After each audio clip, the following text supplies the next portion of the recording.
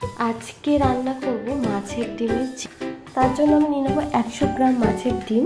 তার মধ্যে দিয়ে দেবো 6 টেবিল স্পুন মতন বেসন, একটুখানি হলুদ গুঁড়ো আর 1 টেবিল স্পুন আদা, কাঁচা লঙ্কা, রসুন হাফ পেস্ট করা, পুরো মিহি নয়, দিয়ে আর লবণ দেবো, দিয়ে ভালো করে, আর গরম মশলা দেবো, দিয়ে ভালো করে মেখে নিয়ে তার মধ্যে কুচনো পেঁয়াজ, একটা বড় গোটা কুচনো পেঁয়াজ আমি দিয়ে দেবো, দিয়ে আবারও ভালো করে মেখে নিয়ে আমি গরম তেলটার মধ্যে এবার ছোটো ছোটো বড়া ভেজে নেবো।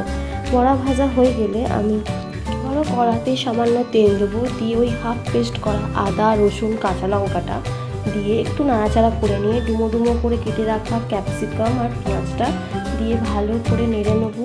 গ্যাসের ফ্লেমটা কিন্তু বাড়ানো থাকবে। তার মধ্যে আমি দিয়ে দেবো tomato sauce, soya sauce, chilli sauce আর গোলমরিচ। সসগুলো 2 টেবিল স্পুন করে যাবে, আর গোলমরিচটা 1 টেবিল স্পুন করে নিয়ে একসাথে ভালো করে মিশিয়ে নেব।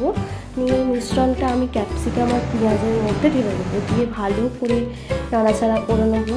নিয়ে এবার মেশানো হয়ে গেলে তার মধ্যে আমি দিয়ে দেবো ভেজে রাখা বড়াগুলোর সাথে আমি মিশ্রণটা ভালো করে সব কিছু মিশিয়ে নিয়ে ভালো করে দিয়ে দেবো খুব সামান্য জল। আমি জলটা কম দিয়েছি, আপনারা চাইলে জলটা বেশি দিতে পারেন। আমি শুকনো শুকনো করবো বলে, যদি মনে হয় একটু গ্রেভি রাখবেন তাহলে জল বেশি দিতে পারেন।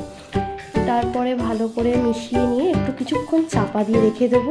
5 মিনিট মতন চাপা দিয়ে রাখার পর এই ক্যাপসিকাম আর পেঁয়াজগুলো নরম হয়ে যাবে। আর এটা খেতে টকটক ঝালঝাল হয়, খেতে কিন্তু খুব টেস্ট হয়। হয়ে গেলে ব্যাস, তারপর রেডি টু সার্ভ।